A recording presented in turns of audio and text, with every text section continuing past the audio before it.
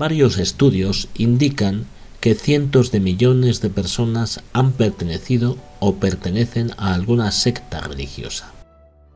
La religión mormona es una secta, y aunque muchas personas piensen que los que se unen a ella son víctimas de un lavado de cerebro, no es así. Esta organización religiosa no practica el lavado de cerebro, sino algo muy diferente y que es difícil de reconocer: el control mental. Existe una diferencia clara entre el lavado de cerebro y el control mental. Las personas que son víctimas de un lavado de cerebro desde el principio saben que están siendo engañadas. Se separa a la persona de su ambiente y se le somete a condiciones extremas: hambre, frío, falta de sueño, abuso físico y amenazas, atacando sus necesidades básicas: libertad, relaciones sociales y creencias, hasta que finalmente la persona termina rompiéndose.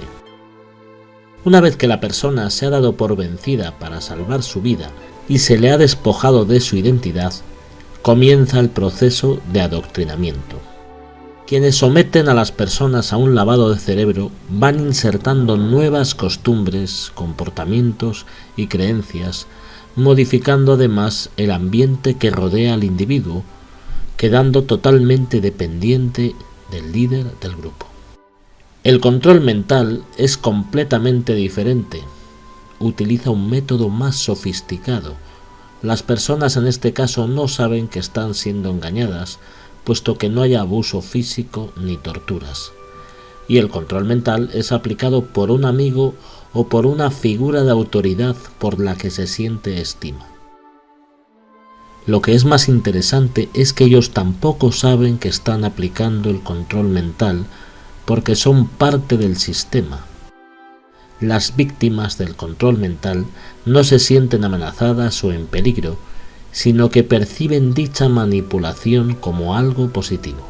Y desde el inicio hay un cambio radical del pensamiento que llevará a la dependencia del líder de la organización.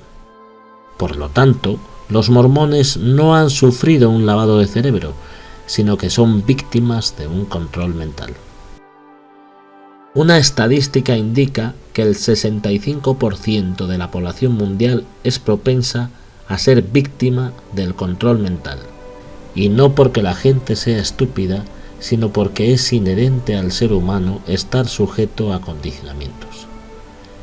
El hombre puede adaptarse para ser parte de un grupo, y a muchos les gusta que los guíen y que les digan cómo vivir y cómo hacer las cosas.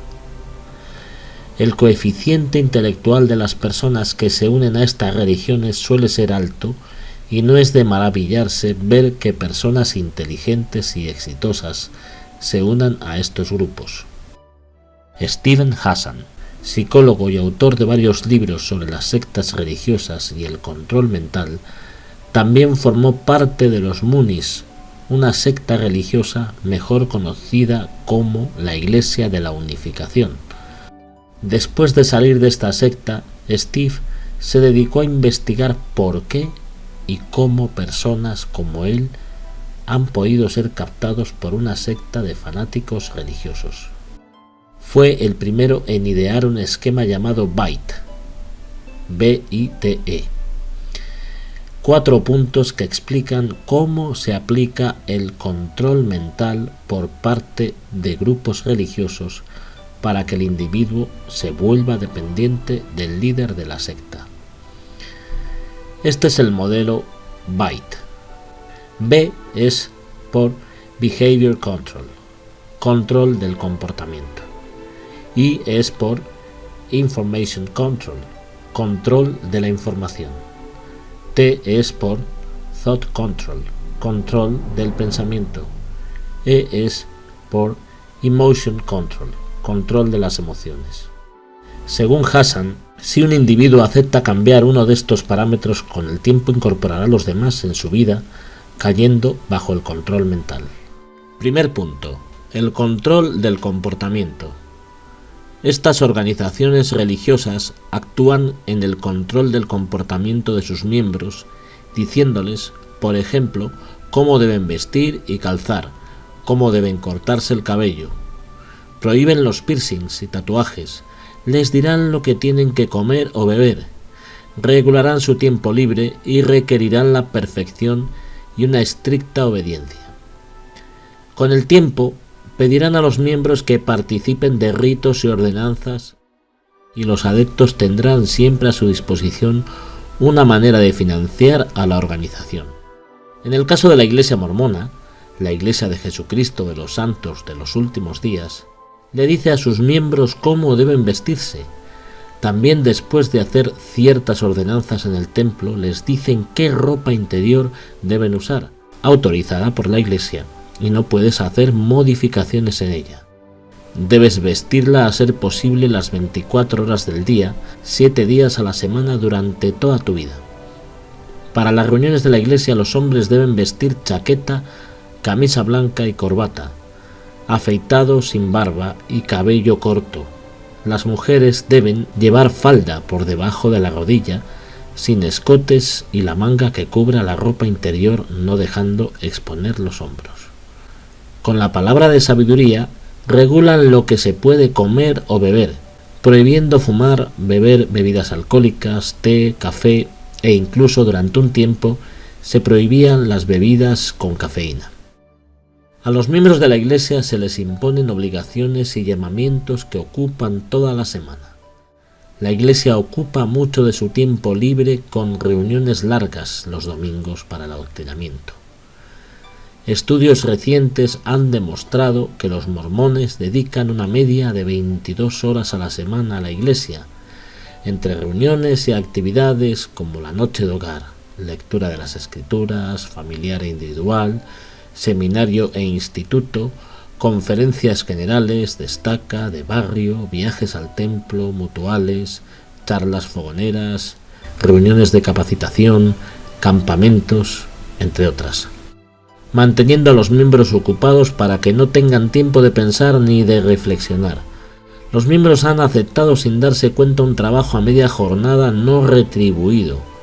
Muchas de estas características se encuentran también en otras sectas similares, tales como los Testigos de Jehová o la Cienciología. Todas estas sectas requieren una férrea obediencia a los líderes de la organización. Marion G. Romney cuenta que Heber J. Grant, presidente de la Iglesia mormona, le dijo: «Hijo, siempre mantén la vista en el presidente de la Iglesia. Y si alguna vez te dice que hagas algo y está mal, y tú lo haces, el Señor te bendecirá por ello. Pero no tienes que preocuparte, el Señor nunca permitirá que su portavoz guíe a su pueblo por el mal camino». Los dirigentes de la Iglesia mormona piden obediencia, no importa si lo que piden es correcto o incorrecto. Lo único que se pide es férrea obediencia. La doctrina de la Iglesia enseña que la obediencia es la ley de los cielos. En Doctrina y Convenios 130 del 20 al 21 leemos: «Hay una ley irrevocablemente decretada en el cielo antes de la fundación de este mundo, sobre la cual todas las bendiciones se basan. Y cuando recibimos una bendición de Dios es porque se obedece a aquella ley sobre la cual se basa». Elaine A. Cannon, presidenta de las Mujeres Jóvenes, dijo: «Las opiniones personales pueden variar, los principios eternos jamás. Cuando el profeta habla, hermanas, el debate se da por terminado». El siguiente punto es el control de la información. Se han hecho videos de horas explicando cómo la Iglesia mormona controla la información. Su táctica es muy simple, pero eficaz. Mienten, esconden las verdades controvertidas, distorsionan los hechos cambiando, si es necesario, la misma historia oficial. Te dicen qué puedes leer y qué no puedes leer, en especial libros o sitios en Internet que están en contra de la Iglesia o que pueden contener la verdad de la historia de la Iglesia. Estos libros o sitios son automáticamente etiquetados como antimormones y que contienen mentiras y engaños. Al igual que otras religiones y sectas cristianas, los mormones inculcan en los miembros que solo ellos son capaces de poder interpretar la Biblia, añadiendo la idea de que la Biblia no es fiable, ya que está mal traducida o que le faltan partes importantes. Por ejemplo, el artículo de fe número 8 dice: creemos que la Biblia es la palabra de Dios hasta donde esté traducida correctamente. También creemos que el Libro de Mormón es la palabra de Dios. Con la excusa de que la Biblia, en teoría, le faltan partes, la Iglesia mormona rellena esa supuesta carencia con doctrinas extrabíblicas, que son doctrinas que crean más dependencia de los líderes mormones, que son los únicos que reciben revelación continua de Dios. Otra característica de las sectas es que reciben conocimiento por grados de forma piramidal, donde los adeptos se inician con la doctrina básica hasta llegar a la denominada doctrina profunda. Va suministrada según avanza el individuo. Estos grupos siempre reciben revelación continua de Dios, anulando lo que han dicho los profetas anteriores. No es de extrañarse que dichos líderes fallaran en sus profecías o estuvieran envueltos en problemas de inmoralidad o problemas con la justicia. As a matter of historical fact, was Joseph Smith convicted of being a con man in 1826? I have no idea. There's a court record in New York, and we've got an email of it. There's a good deal of difficulty in the early frontier life in America, but that's an incidental matter to the character and integrity of the man. Pocas personas saben que José Smith fue arrestado en 1826 por haber estafado a algunos agricultores de la zona donde vivía, pues José decía que poseía una piedra que al ponerla dentro de un sombrero podía encontrar tesoros enterrados, y fue condenado a pagar una suma de $2,68. Con esa misma piedra convenció a más personas de que había traducido unas planchas de oro, que decía que eran registros del antiguo pueblo americano, a saber, el Libro de Mormón. Aunque la historia de la Iglesia confirma esta práctica poco moral del profeta, también los líderes mintieron sin pudor diciendo que solo eran calumnias y embustes. Otro ejemplo del control de la información es la última película producida en el 2011 por la Iglesia mormona sobre la vida de José Smith. La película no incluye detalles tales como el arma que portaba José en la cárcel de Cartago y con la que hirió a 3 de los del populacho, de los cuales murieron 2, según palabras de John Taylor. También durante un proceso judicial en el que fue acusado de poligamia encubierta, se defendió de las acusaciones verídicas diciendo: «¿Qué cosa es para un hombre ser acusado de cometer adulterio y de tener 7 esposas, cuando yo solo puedo encontrar una?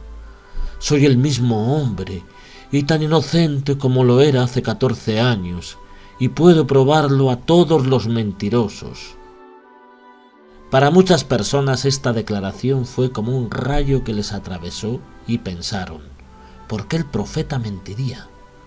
Por lo tanto podríamos pensar: ¿habrá más cosas en las que haya mentido y que se consideran verdad? Otro ejemplo de cómo se intentó controlar la información fue cuando José Smith mandó quemar la imprenta del Nauvoo Expositor, en la que se imprimió solo una publicación exponiendo la poligamia y la corrupción de José. José Smith no solo practicaba la poligamia, sino también la poliandría, que es cuando una mujer está casada con 2 hombres al mismo tiempo. Toda esta información está disponible en el sitio de FamilySearch.org, el sitio mormón de registro genealógico. Los misioneros mormones no le contarán a los investigadores esta información, principalmente porque muchos de ellos tampoco la conocen. Los misioneros, antes de partir a sus destinos misionales, pasan unos meses en el CCM, o Centro de Capacitación Misional, donde son adiestrados para convertir a la gente. A los misioneros se les enseña que no deben responder directamente a la persona que haga preguntas controversiales o de principios que no son básicos, debido a que la información se entrega según avanza la gente dentro del sistema, absorbiendo el control mental. El método lo indica el instructor del CCM, Bob Millet. President Moyle said, "Boyd, whenever a person asks me an antagonistic question, I never answer that question, but rather I answer the question they should have asked." That's why I group this under answer the right question. For example, and this will lead into the next principle in just a second.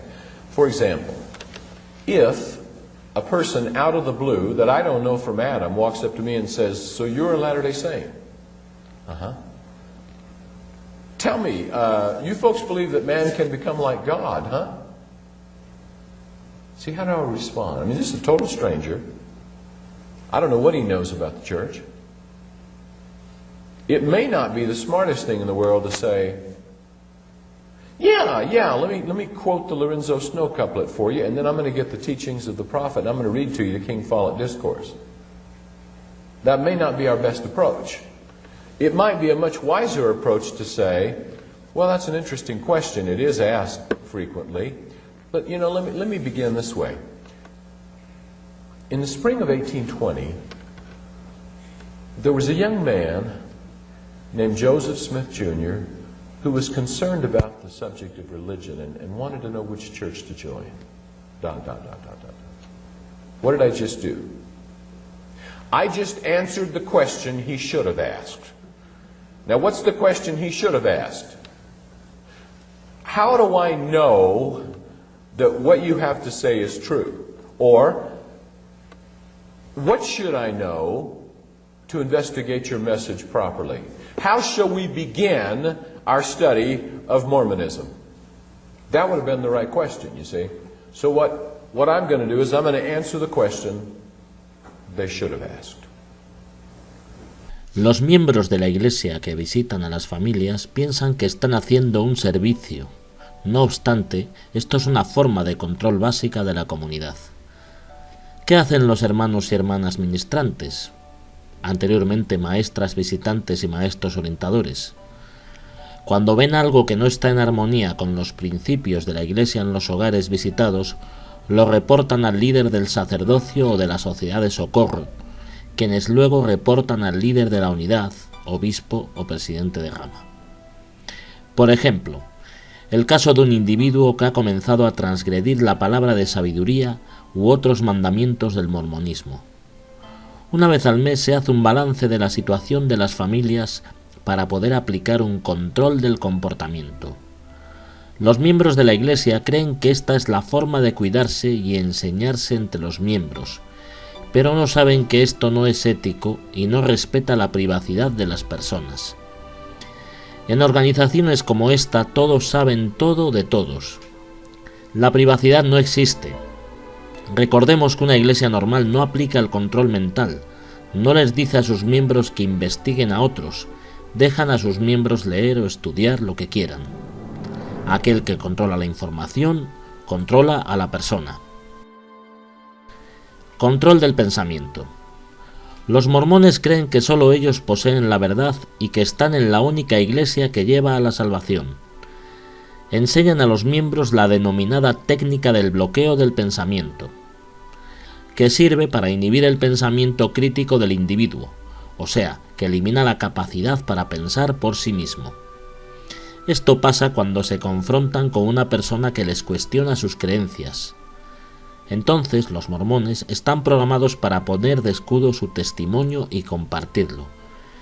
Y lo que hay en la mente es un bloqueo de pensamiento.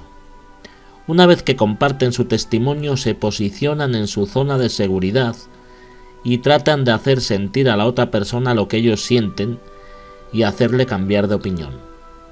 Si esto no funciona, les han enseñado que deben huir de estas situaciones y te dirán que el espíritu de contención es de Satanás, terminando así la conversación. En ese momento la mente del individuo se apaga y no escucha los argumentos del interlocutor. Si alguien tiene una duda, siempre tiene que acudir a los líderes o a las páginas autorizadas por la Iglesia o a favor de la Iglesia. Si el miembro no resuelve sus dudas, tiene que orar para que algún día pueda entender. Los líderes desaconsejan resolver por uno mismo las dudas, pues esto podría llevar al miembro a la apostasía. No se critica ni se cuestiona a los dirigentes. No existe un motivo legítimo para dejar la Iglesia. Si alguna cosa nos parece falsa o absurda, no es culpa de la Iglesia, sino de nosotros. Se enseña que la gente que se va de la iglesia es porque no era demasiado obediente o digna, o porque se han sentido ofendidos o han discutido con algún líder. El comportamiento de los mormones hacia las personas que refutan sus creencias es una respuesta en forma de ataques personales sobre el aspecto o la moralidad de las personas, pero no atacan a la información mostrada o a la creencia refutada. Esta reacción es parte del adoctrinamiento. Las autoridades mormonas enseñan que Satanás trata de destruir la Iglesia y que existe una conspiración real en contra de ella. En Doctrina y Convenios 10:12 leemos: y de esta manera el diablo ha procurado poner en marcha un plan astuto para destruir esta obra. En Internet, los sitios que critican a la Iglesia mormona van en crecimiento, así como la información escrita y los documentales. En todas las conferencias generales, diversos grupos protestan en contra de la Iglesia frente al templo del Lago Salado o a las afueras del centro de conferencias o fuera de las oficinas generales. Pero para los mormones esto es una señal de que son la Iglesia verdadera y de que Satanás intenta ponerles a prueba. James E. Faust dijo: creo que el gran esfuerzo que hace Satanás en nuestra contra prueba la validez de esta obra. Sin embargo, los mormones no son los únicos que son perseguidos y criticados. Los Testigos de Jehová son una de las sectas más perseguidas en el mundo, y también enseñan que si son perseguidos por Satanás es porque son la religión verdadera de Jehová. ¿Eso demuestra que son la religión verdadera? En su revista Atalaya del 2004 leemos: puesto que el odio injustificado que fomenta Satanás puede manifestarse de repente y en cualquier momento, es esencial que fortalezcamos la fe sin perder un instante. La integridad de los adoradores verdaderos frente al odio satánico es un testimonio vivo de los méritos, la legitimidad y la justicia de la soberanía de Jehová. La cienciología es otro grupo fuertemente rechazado por la opinión pública, y del mismo modo afirman que estas persecuciones demuestran que su iglesia y enseñanza son verdaderas, indicando a sus miembros desde el principio que eviten el contacto con personas hostiles al movimiento, porque existe una vasta conspiración a nivel mundial que intenta destruirles. ¿Es suficiente prueba de la veracidad de estos grupos por el simple hecho de ser perseguidos? ¿Por qué se critica y ataca a estos grupos? Cerca de 900 testigos de Jehová mueren cada año debido a que rechazan las transfusiones de sangre. Otro 500.000 de miembros han sido excomulgados en los últimos años. La Atalaya enseña que cuando una persona no acepta las enseñanzas como verdaderas, debe ser excomulgada y marginada por sus amigos y familiares que son testigos de Jehová, acarreando graves daños psicológicos para las personas marginadas. La Iglesia de la Cienciología es conocida por ser la mayor estafa jamás conocida por el hombre. Un solo miembro puede llegar a gastar más de 250.000 euros entre cursos, libros, CDs y otros servicios. Son miles las personas que denuncian cada año a esta organización por acoso y amenazas de dejarlos fuera de la Iglesia. La cienciología se autodefine como el único medio para la salvación espiritual. Los mormones no son menos. Las estadísticas estadounidenses de los últimos años demuestran que en el estado de Utah, donde hay una alta concentración de población mormona, es uno de los estados con mayor índice de consumo de antidepresivos y se encuentra entre los primeros lugares de incidencia de suicidios. En apariencia, las familias mormonas parecen perfectas. En las publicaciones de la Iglesia siempre se muestran imágenes de familias felices y sonrientes. Muchas campañas publicitarias de la Iglesia en Estados Unidos promueven su estilo de vida. La doctrina mormona de hecho enseña que para alcanzar la vida eterna hay que ser perfectos en esta vida. Spencer W. Kimball dijo lo siguiente: este progreso hacia la vida eterna es cuestión de lograr la perfección. El cumplimiento de todos los mandamientos garantiza el perdón total de los pecados y le asegura a uno la exaltación por medio de esa perfección que se logra al seguir la fórmula que el Señor nos dio. Según un estudio presentado por la Universidad de Utah Valley, indica que la incidencia alta de depresión en las mujeres de Utah es debido a la enseñanza de un perfeccionismo tóxico por parte de la Iglesia mormona. La doctora Chris Doty hizo este estudio entrevistando en el curso de un año a 20 mujeres que se identificaban como miembros activos de la Iglesia de Jesucristo de los Santos de los Últimos Días y que fueron diagnosticadas con depresión severa. Una de las entrevistadas, llamada Lynette, dijo: Me presionaba a mí misma para ser una mormona perfecta. Si daba una clase, tenía que hacerlo perfectamente. Estaba decidida a ser el ama de casa perfecta, siempre teniendo la vajilla limpia y la ropa lavada y planchada. Así no es la vida real. La infelicidad que las mujeres experimentan en estos esquemas de control mental es claramente devastadora. El hecho de que lloren durante sus discursos o testimonios en el púlpito es una forma de liberación de tensión de lo que se define como perfeccionismo tóxico. Una técnica de esta organización es programar en las mentes de sus miembros la convicción de que si hay tantos opositores es porque van en el camino correcto y que el mal combate contra ellos. La mente de estas personas no contempla el verdadero motivo de tanta persecución. La persona que está bajo un control mental no es capaz de ver la angustia existencial que su organización genera en los millares de individuos y familias en todo el mundo. Todas las protestas y críticas vertidas sobre la Iglesia son injustificadas, e incluso este mismo video es obra de Satanás. Control de las emociones. Estas organizaciones utilizan siempre los sentimientos de miedo y culpabilidad. En la Iglesia mormona harán sentir culpable al individuo que quiere salir de la Iglesia. Inculcarán en los miembros el miedo de perder la salvación, las bendiciones y la familia por la eternidad. El miedo paraliza a la gente impidiéndoles hacer lo que realmente quieren. De hecho, el miedo priva a la gente de la libertad de escoger. En las religiones que aplican el control mental, el miedo es inculcado sistemáticamente para evitar que la gente piense si quieran abandonar el grupo y ser felices.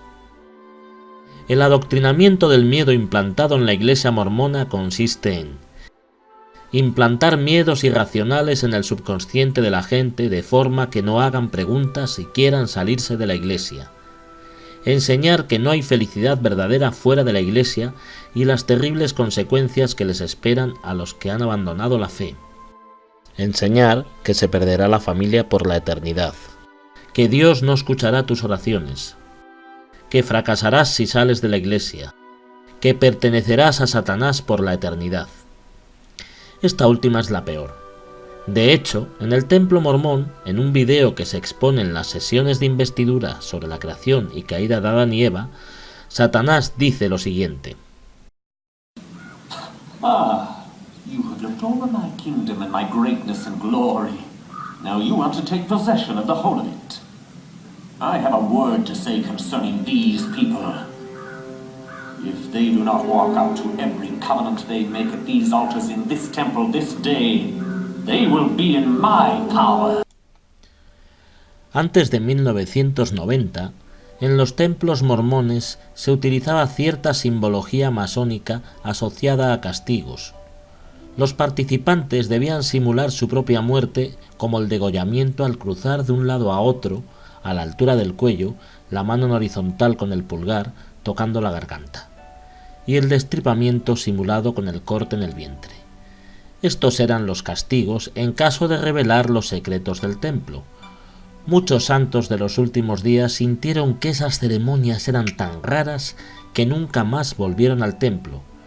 El juramento de muerte que demuestra el empeño a no revelar las señales y los convenios hechos dentro del templo se estaba volviendo en contra de la Iglesia, llevándola a hacer los cambios para suavizar las ceremonias, yendo en contra de lo que José Smith reveló.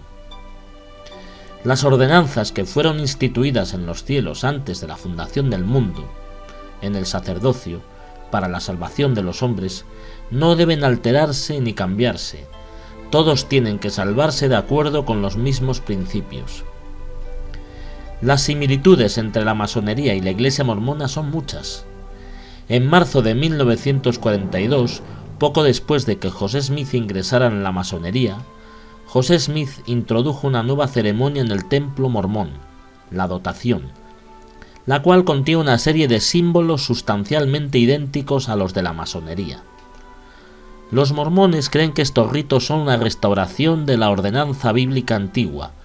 Sin embargo, estos no se encuentran en ninguna parte en la Biblia. Sabemos ciertamente que José copió los ritos del templo masón y los dirigentes confirman las similitudes entre las organizaciones. Let's talk about Mitt Romney, Okay. the man who may well become the most powerful man on earth. As a Mormon in the temple, I've been told, he would have sworn an oath to say that he would not pass on what happens in the temple, lest he slit his throat. Is that true? That's not true. That's not true. We do not have penalties in the temple. You used to. We used to. Therefore, he swore an oath saying, I will not tell anyone about the secrets here, lest I slit my throat. Well, the vow that was made was regarding the ordinance of the temple. It sounds Masonic, sir. It sounds Masonic. Well, it's similar to a Masonic relationship. El sentimiento de culpa es lo más importante que estas organizaciones utilizan para reforzar el control mental emocional. La religión mormona aplica consejos disciplinarios a las personas que no cumplen con las normas o mandamientos de la Iglesia. Por ejemplo, una persona que transgrede la ley de castidad en el caso de personas que tienen relaciones sexuales fuera del matrimonio, es víctima de un humillante consejo disciplinario donde delante de varias personas tiene que dar respuestas a preguntas vergonzosas sobre detalles de su transgresión. Los castigos para estas transgresiones pueden ser de meses de suspensión de los llamamientos y privilegios dentro de la Iglesia, y algunas veces la excomunión, y que después de un año pueden volver si la persona cambia. El miembro debe bautizarse de nuevo para empezar desde cero. Los pecados del pasado no se olvidan. Saldrán a la luz para aumentar el sentimiento de culpa y controlar el comportamiento desde la mente del individuo. En la página 256 del Manual de Principios del Evangelio dice: a quienes reciben perdón por un pecado y vuelven a reincidir en él, se les considerará responsables por los pecados cometidos anteriormente. Las personas que han discutido de temas espirituales con miembros de la Iglesia observan que comparten su testimonio de la Iglesia como mantra. Yo sé que el libro de Mormón es verdadero, yo sé que José Smith fue un profeta de Dios, sé que la Iglesia es verdadera. Pero ¿cómo han logrado saber esto? ¿Qué entienden cuando dicen yo sé? La respuesta es siempre la misma. Porque he orado y el Espíritu Santo me ha manifestado la verdad de las cosas. Estas manifestaciones que los mormones asocian al Espíritu Santo se tratan realmente de un sentimiento interior. En Doctrina y Convenios 9, del 8 al 9, dice: pero he aquí, te digo que debes estudiarlo en tu mente. Entonces has de preguntarme si está bien, y si así fuere, haré que tu pecho arda dentro de ti, por tanto sentirás que está bien. Mas si no estuviere bien, no sentirás tal cosa, sino que te sobrevendrá un estupor de pensamiento que te hará olvidar lo que está mal. A través de este sentimiento al que llaman el Espíritu Santo, la Iglesia mormona, como muchas otras organizaciones de este tipo, manipula a las personas para que acepten su doctrina. En el Centro de Capacitación Misional se entrena a los misioneros para manipular a los investigadores con técnicas de mercado. Un ejemplo extraído del manual La Guía Misional, Capacitación para Misioneros, de 1988, da un ejemplo claro. Cuando usted perciba que su investigador está sintiendo el espíritu, debe explicarle lo que siente, como en el siguiente ejemplo. Señor Estrada, quiero que sepa que todos somos hijos de Dios y que Él nos envió a la tierra para probarnos y prepararnos para regresar a Él. ¿Qué piensa y qué siente con respecto a la idea de que Dios nos envió a la Tierra y nos dio un plan que nos permitiera regresar a Él? Bueno, a decir verdad, yo siempre he considerado que la vida es algo más que simplemente ir a trabajar y pagar cuentas, pero nunca he oído que Dios tuviera ningún plan. Me alegra saber que usted considera que la vida es más que subsistir, hermano Estrada. Ha sido para nosotros un placer compartir estas verdades con usted en esta ocasión. ¿Qué piensa y qué siente con respecto a las cosas que le hemos enseñado? Lo que ustedes dicen parece ser cierto. Nunca nadie me había enseñado que Dios tuviera un plan para nosotros. Eso me hace sentir bien. ¿En qué sentido le hace sentir bien? Bueno, es difícil de explicar, pero mientras hablábamos hace un rato, noté que sentí como una calma interior, que no estaba tenso como estoy muchas veces. Además, los puntos que ustedes han tratado hoy parecen tener mucho sentido. No sé, me siento bien interiormente. Hermano Estrada, yo me he sentido de la misma manera esta noche. Ese sentimiento de calma y de que lo que le hemos enseñado es cierto no es otra cosa que la influencia que proviene de nuestro Padre Celestial. El Espíritu Santo le está testificando que lo que ha aprendido hoy es verdadero. Esta técnica la utilizan durante todas las charlas misionales, al igual que la repetición constante del testimonio de los misioneros con un yo sé, según las instrucciones de la capacitación. También cuando entregan el libro de Mormón a las personas, les piden que lean Moroni 10 del 3 al 5, del mismo libro de Mormón, en donde se pide que oren para saber si es verdadero y promete que Dios dará la respuesta a través de los sentimientos o el Espíritu Santo. Para reforzar su doctrina citan algunas escrituras de la Biblia, por ejemplo Santiago 1:5, para pedir confirmación de que el mormonismo es verdadero. Es muy fácil caer en el sistema si una persona se encuentra en un momento vulnerable de su vida, como el fallecimiento de un ser querido, o si está pasando por una experiencia difícil como ruptura matrimonial, pérdida de trabajo o falta de aceptación por parte de la sociedad. El control mental de la Iglesia mormona empieza en este punto, con los sentimientos. El sistema es eficaz, es una reacción en cadena. Si te sientes bien, significa que es bueno. Si es bueno, significa que la Iglesia es verdadera. Si la Iglesia es verdadera, tendrás que bautizarte, observar la palabra de sabiduría, pagar una 10ª parte de tu sueldo y cientos de normas que te llevarán a la esclavitud mental. ¿Y las personas que han caído en esta trampa pueden salir de ella? Claro que sí. El primer paso requiere hacerse algunas preguntas, como ¿cómo sé si la Iglesia a la que asisto aplica el control mental? Responda a estas sencillas preguntas. ¿Tu Iglesia acepta que critiquen su historia o doctrina? ¿Los líderes de tu Iglesia intervienen en tu vida para casi cualquier problema o duda? ¿Tu Iglesia te dice qué comer y qué beber? ¿Te obliga a pagar una suma de dinero fija para poder gozar de algunos de sus servicios? ¿Piensas que no hay ningún motivo legítimo para dejar la Iglesia? ¿Piensas que no hay ninguna felicidad fuera de la Iglesia y que vas a rodar por la vida? ¿Tienes miedo de buscar la verdad fuera de la Iglesia? ¿Tienes miedo de leer material crítico sobre tu religión por temor a que el diablo te lleve por su camino? ¿Tienes miedo de perder tu salvación? ¿Crees que las emociones deciden lo que es correcto? ¿Crees que hay una conspiración mundial contra tu Iglesia? Si tan solo contestas afirmativamente a una de estas preguntas, considera que puedes estar siendo víctima del control mental, pero nunca es demasiado tarde para salir. Las personas están saliendo de estos grupos. Hay esperanza, así que no pierdas la esperanza, por favor. Steven Hassan.